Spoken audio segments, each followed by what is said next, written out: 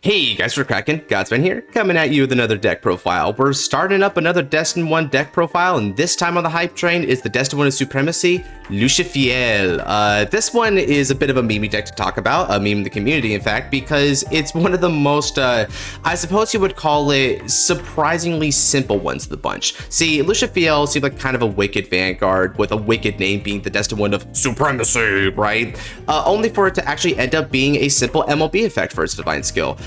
Which, for those of you guys who know what MLB is, it means that she has a continuous power and critical increase for the entire game, including the opponent's turn, right? Really basic stuff, but it's also actually a pretty strong effect on its own. Let's not underestimate her, right? So today I'm going to go over my deck profile for Lisciafael, give my thoughts on the deck, and also some of the different like tech choices you could run to try and improve the deck and take her in different directions. I'm just going to say it straight up, she ain't the strongest Vanguard in the world, but put respect on my girl's name. She's actually pretty interesting to play, and she can definitely mess you up if she has the right pieces in play. So let's go ahead and get into the deck list.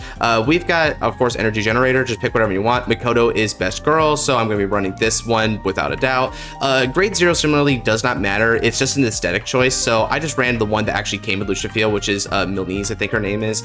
You can run whatever you want, which rejoice lyrical mains. That means you can still play your favorite waifu, which is kind of what the nation is all about, right? Now going on to the grade 1, this is where things start to get a little bit interesting. We're going to be running Indecisive Sky Celestial. This is the grade 1 of the Celestial ride line, and I bet not a lot of people were thinking about this one, but let me go ahead and give a refresher on what her effect is, and then I can explain why I'm running this. So auto, when this unit is placed on the Vanguard circle, you can bind the top card of the deck. Now this is what happens next. You get wing effects. Now wings are the sort of gimmick of Celestial, and they activate depending on what is the grade of the card in your bind zone, right? So if you're an odd grade, aka 1 or 3, you're under white wings, but you're under black wings conversely if you have a 2 or a 0, aka even. Now if you're on white wings, you get the ability to Soul Blast instead of discarding in order to ride into grade 2, but if you're on black wings, you get the very unique skill that all of your opponent's grade 1 or less rear guards cannot attack her. The reason why I'm running this is twofold. One, this is a really nifty card, right? Being able to Soul Blast instead is really nice because you have a lot of pretty key pieces in this deck to try and maximize your turns, and unlike a nation like CEYA, you don't have drop zone recursion hardly at all, especially not generic drop zone recursion in Lyrical Monasterio. So once that piece is discarded, it's probably gone. So it could lead to some really painful choices, and she could help you not have to make said painful choices. And it's also a +1 by transit property, which is better than the second reason why I'm running this, which is that the ride line that actually came from Lisciafael, yeah, she's not that great. Her only effect is that when you ride over her, you can draw a card, but then you have to put a card from your hand or rear circle into the soul, and she gets 5,000 to your Vanguard. The reason why I don't like it is, yeah, the 5,000 is kind of nice and it does help build soul, but the only benefit for what's effectively a break even is 5k to the Vanguard. I don't think that's good enough for a ride line in this day and age, especially because its principal benefit is supposed to be that it helps you build soul, but you don't really need to build soul that much in Lisciafael. The only thing about Lisciafael that requires a certain amount of cards in soul is her divine skill, and her divine skill requires you to go up to a whopping number of 6. That's it. That's literally it. The moment you pop divine skill, once you have 6 in soul, it doesn't matter if you have 2 soul, it doesn't matter if you have like freaking 7, 10, 12 soul. You can have whatever soul you want, right? It doesn't matter. You only need to reach the magic number of 6 once in the game. That's it. And because soul is so ludicrously easy to build in this deck, in my opinion, we have more than enough to go around. So I actively put in cards in this deck list that utilize Soul Blast so that we can have a more even spread of our resources, because right now Lisciafael is very skewed towards utilizing energy and counterblast, which I don't personally like, and I wish we had more ways to actually use the soul inherently in the deck, but its only concern is ramping up right now. But I think Bushi kind of overkilled it with this because 6 is so easy to get to anyway that there's so much overage. So we're going to get more into like the Soul Blast options later, but it just segues back into Celestial and why I think this Soul Blast instead of discarding for ride is pretty nifty.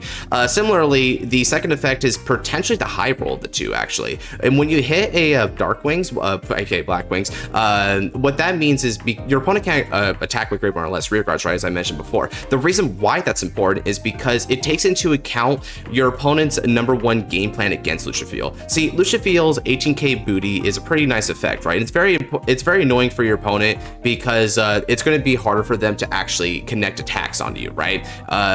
Because of that, what do you suppose your opponent's probably going to do to combat this strategy?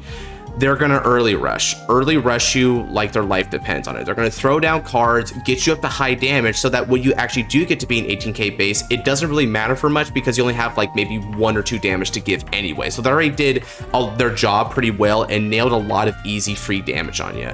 This helps prevent that because now they can't just plop down grade 1 rear guards, go ho ho ho ho, and attack you with it.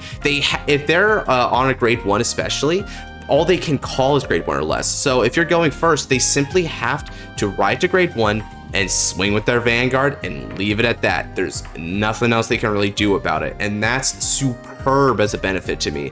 It's a little bit weaker if you happen to be going second, because that means that your opponent can ride up to grade 2 and swing with grade 2s instead. However, oftentimes your opponent may still have been inclined to call it maybe an errant grade 1 on the side there to try and swing on you regardless. So in that way, this is still preventing attack, aka it's saving you a card in shielding, or it's saving you damage, which is of even higher importance. So don't underestimate this continuous skill. It's quite goated, right? The only thing that I would take umbrage with the Celestial Ride line is that it's RNG reliant. You don't know which of the wings you're going to get. You just buy the top card and that's literally going to decide. So you get what you get and you don't throw a fit. However, because both of these benefits are very strong in my opinion, and they're easy to work with, I think that regardless of the option that you get, they're quite nice. So I still really like this as a sort of self-contained tech card in the Ride line. We're not running any Celestial cards in this deck whatsoever, so don't worry about weird bind zone shenanigans. It just stays with this card.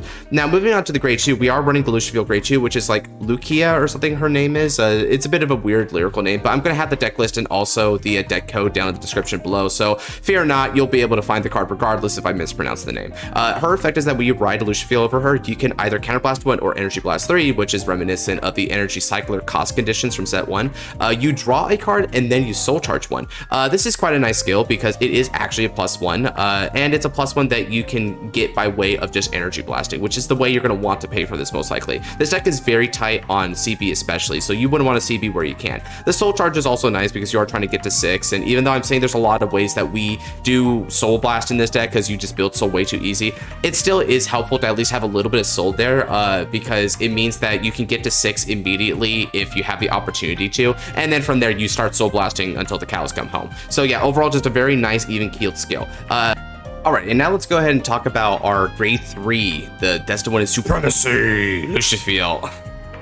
Man, I don't know why they called her that. This title is almost as much like false advertising as Alden was. Not even gonna cap, man. Destined One Protection, my ass. Now, let's go ahead and talk about her skills, because she has some pretty decent skills here. Now, when she attacks on the Vanguard circle, while not boosted, keep that condition in mind. You cannot boost if you want to activate this skill. You Energy Blast 3 and put 2 or more of your rear guards into the soul. When you do so, she not only gets a drive until the end of the turn, but she also gets 5,000 power for each card put until the end of the turn, right? So if you put 2, it's 10,000, put 3, it's 15,000, etc, etc. This is a really nice skill, and this skill in particular is the reason why I mentioned that soul's not gonna be that big of an issue, because just to give you a little bit of a numbers count here, let's say that you do hit White Wings and you Soul Blast, right? That means you're gonna have in your ride line Celestial, Lucia, and then you're also going to get the Soul Charge from Lucia. That's 3 cards in the soul when you ride into Lisciafael. That means that all you got to do is eat 3 and then boom, you're at 6 right there. Boom. So the lion's share of your soul building comes from Lisciafael herself anyway. It's ridiculously simple just to get to 6, so that's why I say don't stress out about it too much. And then once you hit 6, you just soul blast it all out. You don't really care about it. Now let's go ahead and get into the reason why I've been talking about the soul count for so much. That would be the Divine skill. Now, Divine skill, auto on the Vanguard circle. At the end of battle, she attacked a grade 3 or greater unit, aka you can only use this while you're either going second or on turn 4 if you're going first. You counterblast 1. She stands up with drive -2. Note that means she'll get 1 singular drive because she had triple drive when she first swung, and also she gets the you get the continuous benefit that all of your Lisciafael Vanguards will get 5,000 power and critical +1 until end of fight. So yeah, you, the player, get the benefit. That's why that they put it that way, because if you persona ride over her, then if she was the one who got that skill, then you would be back down to the 13k base and 1 crit, which is really sad. So they had to give you, the player, that skill to give all of your Lisciafaels more, so that you wouldn't have to worry about never riding this again, right?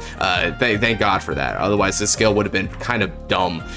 So yeah, overall, I'd say this is a pretty strong skill, right? Getting multi-attack, critical pressure, an extra little drive on top of it, even though it's just a -2, it still gets you the 1 drive, right? It's pretty good. Now, this divine skill is another one of those divine skills that I say is best utilized as soon as possible, right? So much like it was with Levy Dress, if you happen to be going second, this is a fantastic way to clap back on the opponent. Getting an extra hefty Vanguard swing on them, and also getting that critical benefit and the singular drive with it is enough to demand some more shield out of them. Usually they're probably not going to want to take this attack, man. And then afterwards, you'll be able to get the 5k defensive power continuously. This is really good timing to have that, because what comes right after your grade 3 turn, their persona turn, or if they're striding, then their stride turn. Those are some really big numbers heading your way. So it's going to be real hunky-dory when you could be at 18k base to try and address that crap, right? So that's why, if anything, if you went second, you might have actually high rolled there a little bit, because then you could just get this going right away. But, you know, I wouldn't say no to going first in this format in general, unless you know you're fighting against a stride deck set. So if they have a G zone, go second. Otherwise, I'd still say go first, man. It's just, it's worth it, right? I mean, heck, even one of the benefits of going second, which is getting an extra 3 energy, doesn't really matter here, because we're not actually running any other energy blasters, because energy is just too tight. Here's the math for that, right? So let's say that you went first, right? And when you go first, you only get a total of 6 energy. Kind of funny how that number keeps popping up, right? 6 energy. Now, you use 3 of that energy for your ride line here, right? And then you'll be down to the other 3. That other 3 is going to be then eaten up for Lisciafael in order to activate her primary skill. So you'll be down to 0 energy. So then when you hit turn 4, right, you'll be back up to 3 energy, only for Lisciafael then just to eat 3 energy all over again. So when you're going first, you don't have energy to spare. If you're going second, you'll have 3 energy to spare. However, I'm not going to run energy blasters for that fringe scenario, because then if you're going first, they're going to effectively be bricks in the hand. And if you're saying energy cyclers could CB instead, well, I wouldn't do that, because literally 1, 2, 3, 4 cards in your deck, all of which are pretty freaking useful in this deck, all counterblast, and that's not even including your divine skill, which also counterblast. So you have so much counterblast to go around that, yeah, you definitely need to be energy blasting where you can for this skill and energy cycler. So just don't run the energy cyclers. They're going to be bricks half the time, right? And their CB to draw is of little importance compared to the ways that these CBs actually give you benefits. So now that I said that, what do I actually think about this Vanguard overall, right? I think this is a fairly strong Vanguard. However, this Vanguard has a couple issues with it that I don't particularly like, but also has a couple benefits. So talking about the downsides first, because the divine skill needs to be proc to get the defensive power at all times, this is a little bit awkward, because if you're going second, then you had to endure your opponent's grade 3 turn and potentially go up to some kind of high damage, right? So when you're going at high damage, you're going to get less of an opportunity to maximize on your 5,000 power base, right? Furthermore, there's a lot of counterblast that's demanded in this deck, so that's even more incentive to potentially take a lot of damage. But that's the paradox, because the more damage you take, the less benefit you get from this defensive, which is potentially the biggest benefit of this divine skill aside from the multi-attack, right? So that's why I feel like there's something a little bit weird here about this, where it almost feels like the harmony of the deck strategy works against itself, because its resources are demanding a game state that you don't prefer, which is high damage game state. Another issue that I have with Lisciafael is that Lisciafael is quite the big eater. In order to get her skill going, you will need to like suck up some rear guards in the soul, right? So you'll be eating them up greed on style, which is kind of nice for field control matchups. That's one of the benefits of it. You'll be able to stop field control, but it also means that you need to see pieces a lot out there, so that's why I didn't offer a big order engine in this deck, because orders aren't pieces you can throw on the field. I bricked with orders way too much to ever justify doing that in en-masse. And another issue with trying to eat up rears is, as we said before, eating rears doesn't have a lot of inherent benefits. There's only 2 pieces in this entire deck that actually have a skill when they're put into the soul, and then once they're there, they're just waiting to be soul blasted. So that's why I want more soul blast, or even more preferably, can we get more ramp skills in this deck where they count the number of cards in your soul so that it justifies you building up soul? Because otherwise, this is a very sort of vacuous condition. Even with all the Soul Blast cards I've got going up here, eating an extra 2 in Soul 3 if you Persona Ride every turn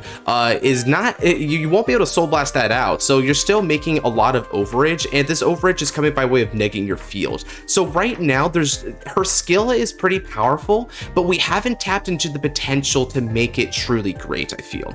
But now on to the benefits, right? I do like that aside from the CB here, you're only energy blasting 3 every turn. So as long as you don't run any other energy blasters, this is effectively a free skill aside from sucking up into soul. And I mentioned it briefly, but this is really good against field control matchups because you could just eat up all of your rears to get a bunch of power onto her before your opponent has a chance to touch them. So that's really quite nice as well. Although you do have a restanding rear guard that you wouldn't want to suck up preferably, so that guy's still going to be left out in hot water, right? But aside from that, you can still really give the middle finger to field control matchups. And of course, the MLB benefit is really nice as a defensive benefit, so we get more shield-based kind of cards. Then this could be a supremely tanky deck to annoy your opponent with.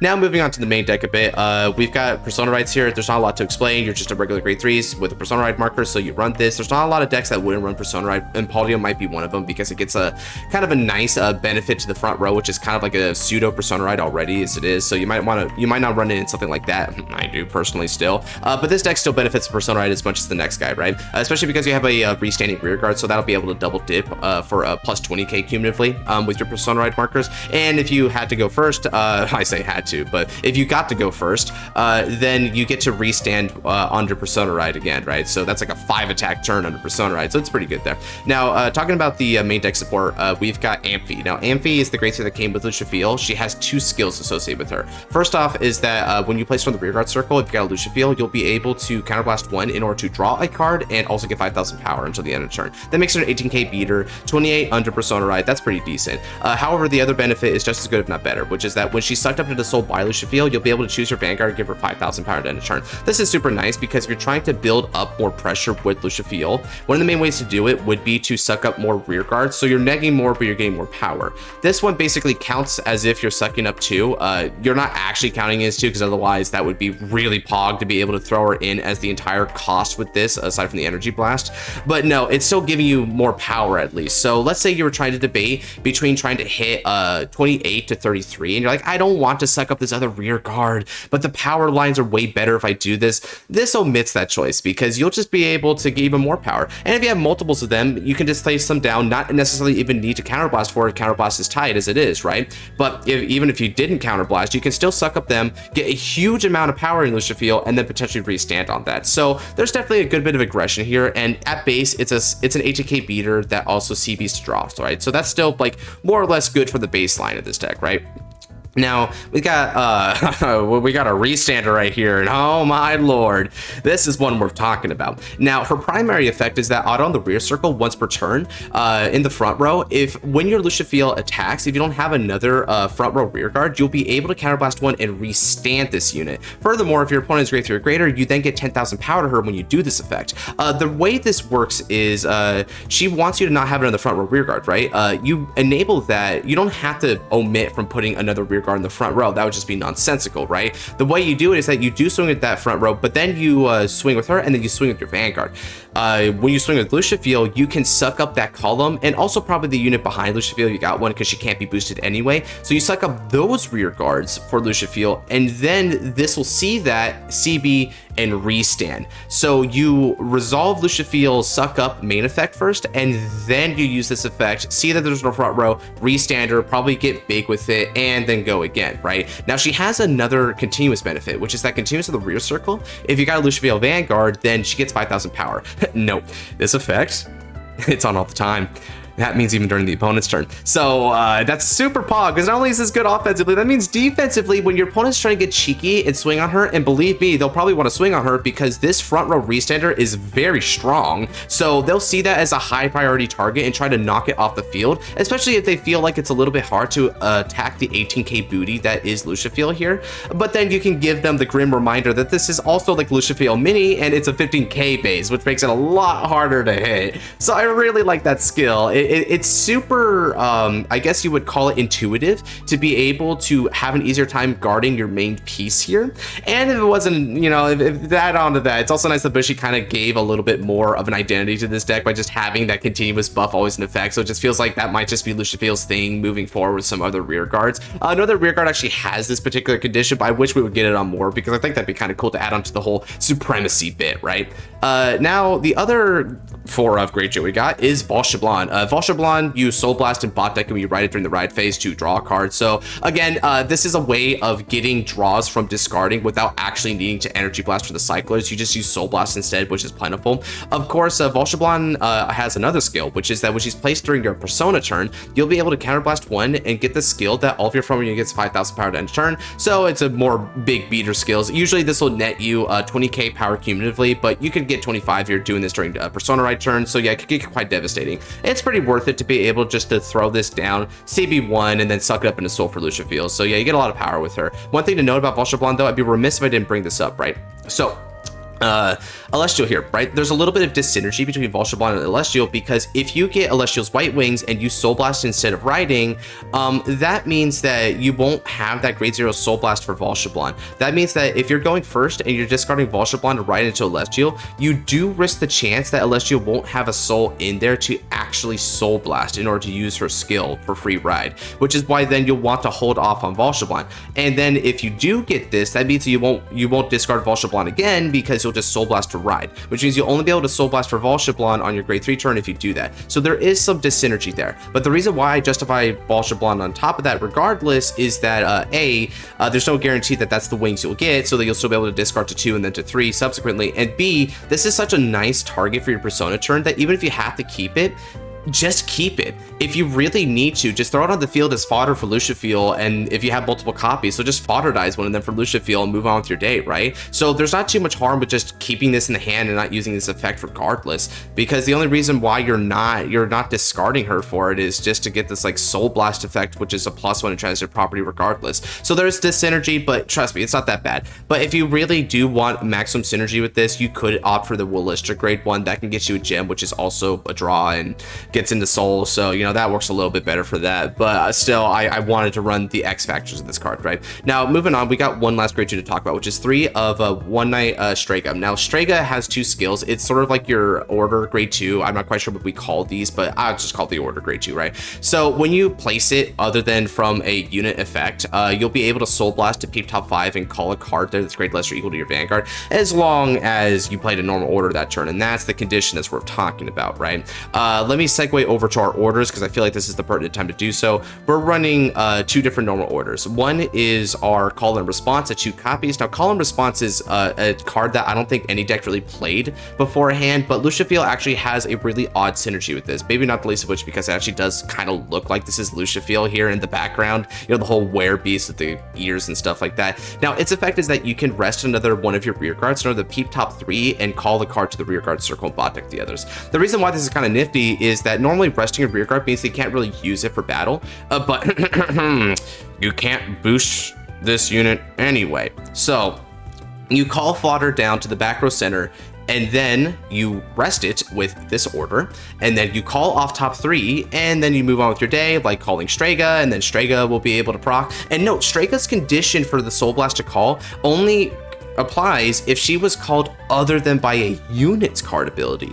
That means that if you call her off the effect of Call and Response, you'll still be able to proc the Soul Blast in order to get yet another plus. So you got a really nice domino effect chain going on with that one. But even if you didn't proc a order effect when you called her, and you don't get the Soul Blast whatsoever, she still has a secondary skill that's kind of nice, which is that when she attacks a grade 3 or greater unit, you can counterblast 1 to not only draw, but also get 10,000 power until end of turn. Yeah, that makes her a 20k beater, 30 on Persona ride, and then afterwards you get the plus off of her, and then you can just suck her up into Soul with Lisciafael and then restand your other front row rear guard, right? A lot of counterblasts going around with these cards, of course, but if you got the CB, you probably want to use it there, and then you just hit hard, go home, right? So yeah, it pluses you in 2 different ways. It utilizes Soul, which I like, and it does give us a bit of a justification to actually run a couple orders. Now, the other order I want to talk about before we move on to the rest of the list is our Regardless piece, because we definitely want to run a Regardless piece. piece, right? Now, the regardless piece I just went for is Radiance Caliburn. Radiance Caliburn came out of the Festival Collection. It's pretty basic bitch kind of stuff, right? It does a either draw 2 effect, or you put it into the soul and countercharge 1, right? So if you get the draw 2 effect, then it's just an automatic +1, which is really nice. Lisciafael's a big eater anyway, so you'll probably want to get some extra pieces to throw on the board for her. But also, as I mentioned before, countercharge is definitely really warranted in this deck because we counterblast all over the freaking place. So if you're running low on CB, you can definitely put this into soul and CB, and technically soul does technically help get the condition there too. So there's literally nothing about this card that is dissynergistic with this deck, right? So that's why we want to run this as our regardless piece. Now moving on to the grade 1s, we got the most important grade 1 of the entire deck, which is Albellina, which kind of sounds like an angel's name, not gonna lie. Now Albellina has 2 skills. It's technically our divine skill booster, but because Lisciafael can't normally be boosted, we have to do it a little bit differently. Now she has the trademark skill, which is continuous in the rear circle. If you got a grade 3 or greater Lisciafael on Vanguard circle, then on rear she gets plus 5,000 power during your turn. That doesn't have to be just for boosting Lisciafael. Just as long as you have Lisciafael Vanguard, when boosting she's 13k booster, that's pretty freaking nice, right? But especially because your main attackers are generally grade 2, so you hit optimal numbers with that. But here comes the effect that's really important. When you sucker up into soul by the ability of Lisciafael, not only do you draw for free, but you get to countercharge you haven't countercharged that turn. Oh my lord, this is so important. This is clutch, right? You need countercharge. You counterblast all over the freaking place. And if that wasn't enough, this drawing after you suck up into soul is effectively getting you back on your investment. You can plus off this skill potentially. If you suck up 2 of these, you countercharge and get a plus because you're not only converting 2 to 2, but you still get the drive, which is now a +1. And then the divine skill becomes 3 of your divine skill that turn. Oh, it works so perfectly. I love it, love it, love it, love it. And there's literally nothing wrong about this card, right? Even if you have multiple copies, just boost one of your rear cards that's also going to go into soul, and it's a 13k booster when you do it. It gets you all these benefits, and yeah, there's just no reason not to run 4 of this, guys. This is about as bread and butter as the freaking restander. That's saying something, because this restander is important. Now we got a couple of the grade ones to talk about, though. So we've got Eureka here. I mentioned before, we need to use Soul Blast, and Eureka is typically one of the ways to use Soul Blast. If you place something in front of it, if your opponent's grade 3 or greater, also gets 5k, so it's actually kind of a 13k booster, much like a Albellina was, but mainly it's just a Soul Blast and bounce. One thing I like about Eureka is because I mentioned before that your opponent will want to get rid of this if they can, right? Very high priority target. What you do is you just set up your field with some other stuff, right? But then the column that you have her in, you put Eureka behind her. And then what you do is you swing with her without any support. Remember, she's 50k attacker, so she can hit numbers no matter what, regardless of support.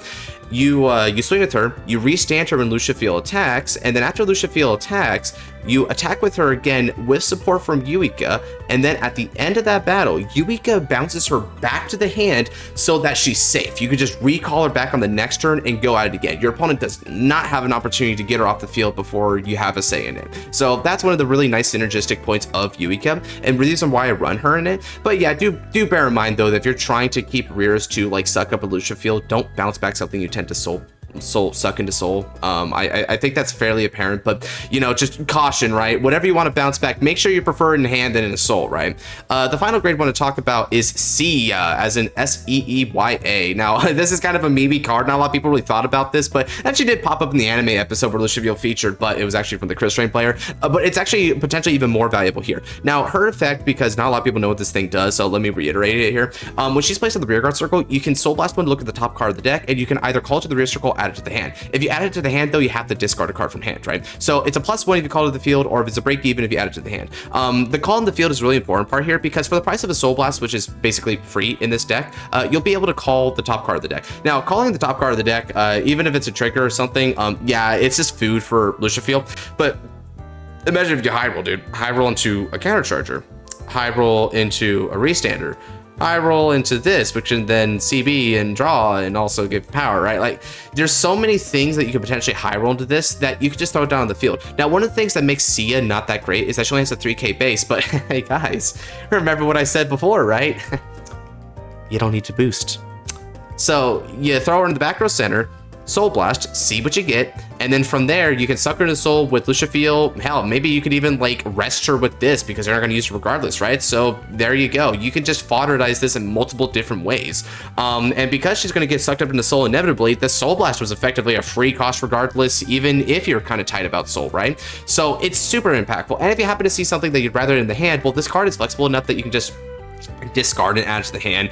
So if you see something like an Order, or maybe you see something like an OT, which is a really strong shield, you can do that, right? And I think it's kind of nice that way. Or heck, even if you're under the effect of an Order this turn, you see Strega, you can cleverly add it to the hand instead of calling it, because then you can subsequently call it from the hand and Soul Blast and call another thing off and filter even more. Because remember, if you call it off CEYA, it's technically called by a unit's ability. So if you just add it to the hand and then call it, it's not by a unit's ability anymore. You just normal called it. So, you know, just a little bit more combos there. I kind of like that, right?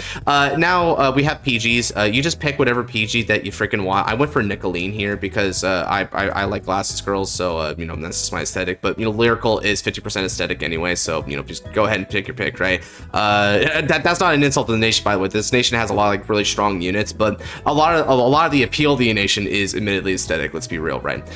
Now moving on, we also have Elementary Sanctitude, 1 of copy. Everyone runs this if you can help it, right? I mean, heck, they even made Elementary Sanctitude for grade 4 decks. That's just how important and fundamental this deck is to deck building in the standard. But let's talk about the triggers a little bit. So the triggers, we have 8 critical, right? For them being effect crit. This thing goes into soul for an effect, but you probably just want to like eat it with Lisciafael if you have to, because that's 5k to the Vanguard versus 2k to any rear guard. So you probably don't want to do that. But technically, the 2k does make some meaningful numbers depending on what you do it. Like for instance, if you put the 2k here, right? So this is like a 25k attack. It'll become 27. 27 added on with 13. Like you could do that. It's kind of numbers, but it depends on the numbers. I think actually this matters a little bit, but really where it matters is the grade 3 technically, because this now can be boosted optimally by a grade 1, but it's not enough. You just want to suck up a Lisciafael. And then other crits, just whatever. I just chose one of the more recent ones. I'm running draw triggers though. The reason why I'm running draw triggers is twofold. One, you definitely need to see pieces in this deck. You need to actually see good stuff to eat up and not just be forced to call triggers and crap, because that just feels really bad, man. So this will help you draw into said pieces. And another reason is that because of the way Lisciafael does her numbers, when she does her attack pattern with the restander, you're only gonna have 2 units in the front row when she first swings, so that's less value for a theoretical front, thus making draws look a little bit more appealing by comparison. For heal triggers, we're going to be running 4 copies of the restand heal. So this is the one that gets 15k power if the unit attacking has attacked 2 or more times this turn. This is a meta call. I like this one for this deck for 2 reasons. One, as I said, it's a meta call. If you're fighting against like Varga Dracus or Shiranui, this will proc quite a bit because they have a lot of restanding units in that deck, and there's other stuff that restands, like Alakaribra has Shalhub, which restands, so on and so forth. But another reason is that even if you're not fighting against a restanding deck, the 10k shield here doesn't really hurt that much because you're an 18k booty, so it's as if you were just guarding 15 normally by transit property. So yeah, there's not too much to be like lost from this 5k shield, and there's a lot to be gained from getting this extra bit of shield because there's a lot of swinging. When you shield with this for Lisciafael being a 25k shielder, you know how much, you want to know how much power that is? That's like, dude, that's like 30k shield cumulatively normally. That puts you up to 43. That's a lot just for a single guard from the hand. Yeah, that's pretty good. So that's why I run that. Speaking of, let's go ahead and talk about our OT. So Night Sky here, it's a bit of an avant-garde choice. You had a lot of options with this one, right? Idol's Pharaoh's a pretty good one. Lyrical OT is okay, but just okay. It's very, like, you know, dependent on when you check it.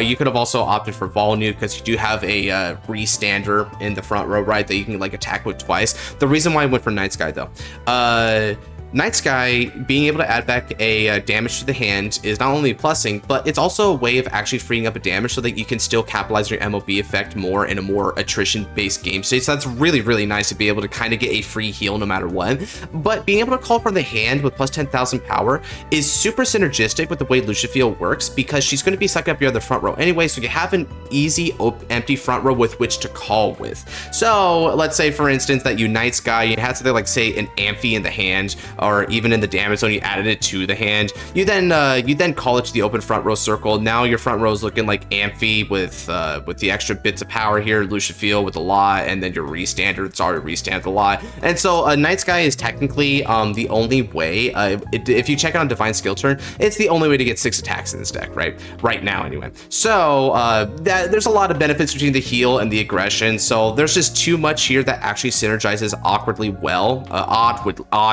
let me say. I can't use my words, say oddly well with the deck, so I just couldn't help not running it. And with that, that's actually going to be the deck list. So my overall thoughts on it is that I think it's a pretty nice start for the deck. They got some pretty good support, but a lot of these other ones do get pretty good relevant support straight away. I don't think there's one that hadn't really gotten that. I think Alden's is the weakest of the bunch because Radiance basically carries in terms of the new support, right?